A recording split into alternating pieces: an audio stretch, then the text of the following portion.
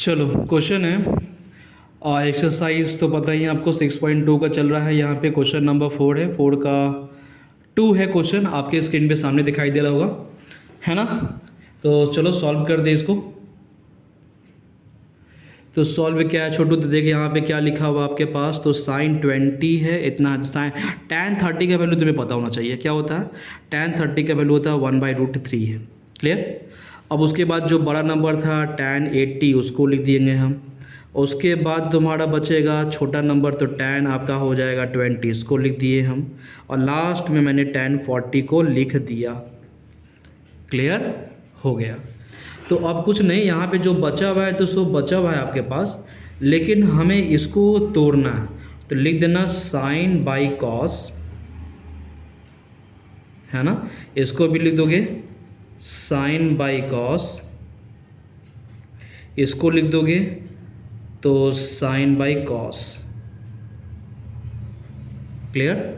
तो कहने का मतलब ऊपर वाला केस नंबर फर्स्ट मानना, जिसका जो था क्या, साइन 80 था, साइन आपका 20 है, और ये हो गया साइन में 40। सॉल्व करते छोटू इसको, तो 1/2 और यहाँ पे 2 लगा देना।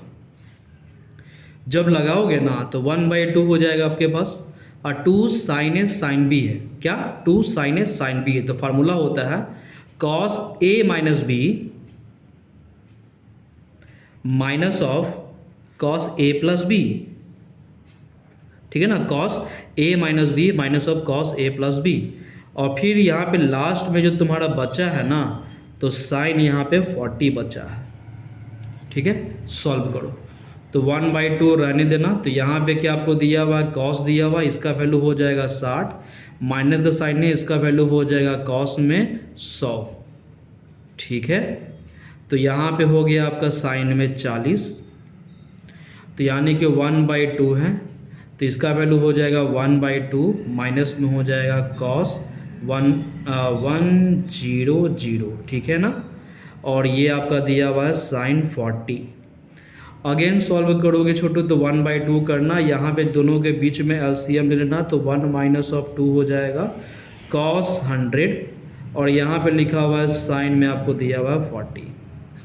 1/2 को तो लिखा ही हुआ छोड़ देना, इसको सॉल्व करोगे तो ये वाला इधर मल्टीप्लाई ना हो जाएगा, हाँ। और ये 1 है तो इसको इससे मल्टीप्लाई, तो साइन में आपका हो जाएगा 40, और माइनस में हो जाएगा 2, तो कॉस यहाँ पे 100 बचेगा, मल्टीप्लाई साइन में हो गया आपके पास 40, तो 1/4 हो गया। तो साइन 40 को साइन 40 छोड़ देना, माइनस ये हो जाएगा 2 कॉस ए साइन बी। तो 2 कॉस ए साइन बी का फार्मूला होता है साइन ए प्लस बी, तो ए प्लस बी, और minus of sine A minus of B हो जाएगा, ठीक है। ए माइनस बी हो गया, 1/4 रहने देना, साइन 40 भी रहने देना, माइनस प्लस माइनस हो जाएगा तो साइन हो जाएगा 140, अब माइनस माइनस प्लस हो जाएगा तो साइन में हो जाएगा 60।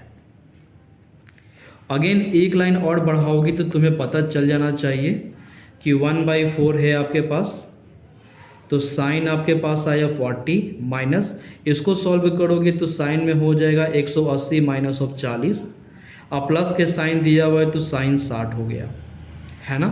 तो 1/4 लिखना, और यहाँ पे साइन 40 है तो 40 लिख देना, माइनस का साइन है, तुम्हें पता है कि sine 180 minus of theta goes on second quadrant, it is exist second quadrant of sine theta, so it is, तो प्लस में साइन थीटा होगा, तो प्लस में तो इसका होगा, लेकिन ये तो साइन माइनस में है ना, तो माइनस छोड़ देना, ये हो गया प्लस में इसका साइन थीटा।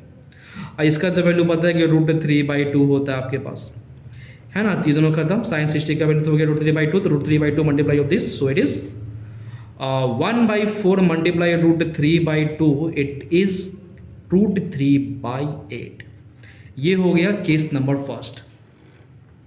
तो मेरे ख्याल से आपको केस नंबर फर्स्ट समझ में आया होगा। अब आते हैं केस नंबर सेकंड में, है ना, 80 20 40 में। तो केस नंबर सेकंड में है कि कॉस में दिया हुआ 80 20 और 40 दिया हुआ है, ठीक है ना बच्चा, है ना। 80 20 40 है, 80 20 40 हो गया। अब क्या करना ना, यहाँ पे 1/2 लगाना और ये 2 लगाना, तो यहाँ पे जब 2 लगाओगे ना तो पता है इसका भी वही काम करना है, 1/2 तो 2 cos A cos B, तो cos A प्लस बी तो A plus B plus of cos A minus B तो A minus of B multiply cos में आपको दिया हुआ 40 तो लिख दिया मैंने 40, है ना। सॉल्व करो आगे, तो 1/2 ही रहेगा।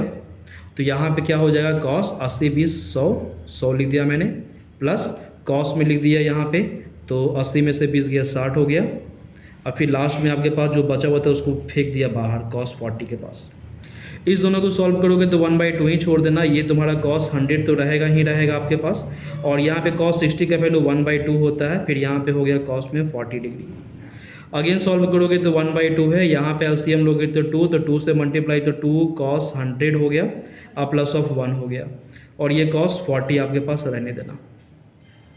आगे भी सॉल्व करोगे बच्चा तो ये 2 हो जाएगा तो 1/4 हो गया, और ऊपर वाला को इससे मल्टीप्लाई करोगे तो 2 cos 100 हो गया, अब मल्टीप्लाई cos 40 हो गया, अब प्लस के साइन है इसको इससे मल्टीप्लाई करोगे तो cos 40 हो गया, तो 1/4 रहना, तो 2 cos A cos B, तो फार्मूला होता है cos A प्लस B, तो A प्लस B हो गया, plus of cos A minus B, तो यहाँ पे हो गया A माइनस ऑफ B हो गया, ठीक है। अब प्लस में cos आपको दिया हुआ 40, क्लियर है, ठीक है।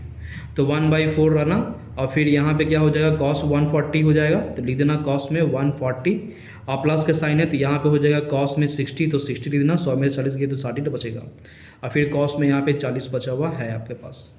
एक लाइन फिर से बढ़ाना बच्चा, तो 1/4 हो गया, तो यहाँ पे लिखोगे तो cos में 180 माइनस ऑफ थीटा हो गया, और प्लस इसका वैल्यू तो पता है cos 60 का 1/2 होता है, और इसका तो जो था वो लिख देना। तो इसको सॉल्व करोगे तो 1/4 है, और यहाँ पता है cos 180 minus of theta goes on second quadrant not exist, so it is negative sine, तो नेगेटिव में बनेगा cos 40 डिग्री। 1/2 है आपके पास, और प्लस के साइन इसको लिख दिया मैंने cos 40, तो cos 40 प्लस में ये माइनस में तो दोनों कैंसिल हो गया, तो यहाँ पे आ गया 1/4, इसका हो गया 1/2, दोनों को सॉल्व किया 1/8। अब अकॉर्डिंग टू क्वेश्चन tan के बारे में था sin बाई cos, तो यानी कि जो मैंने पहले लाया था आपका √3/8 था, है ना, तो यहाँ पे मैंने लिख दिया अकॉर्डिंग टू क्वेश्चन में √3/8 लिख दिया, होल डिवाइडेड बाई इसका सॉल्व किया तो 1/8 आया ना। और साथ में यहाँ पे देखो पहले भी कुछ आया था, क्या आया था तुम्हारा, देखो इसको सॉल्व किया था ना, हाँ केस नंबर फर्स्ट था, तो यहाँ पे सॉल्व तो पहले से 1/√3 था, है ना, तो यहाँ पे 1/√3 देना तो पड़ेगा ना, 1/√3 दे दिया मैं, तो ये वाला चीज़ तो इससे कैंसिल, ये वाला इससे कैंसिल, तो यहाँ पे क्या बच गया 1, और यही तो आपको लाना था। तो क्या ये बात आपको समझ में आई? तो अगर समझ में आया तो ठीक है, यहाँ पे क्वेश्चन भी था आपके सामने, वो भी देख लो, tan 20 tan 30 tan 40 tan 80 लाना था 1, जो ला दिया मैंने 1, क्लियर ना। tan 30 के वैल्यू 1/√3 था, 1/√3 था, ठीक है।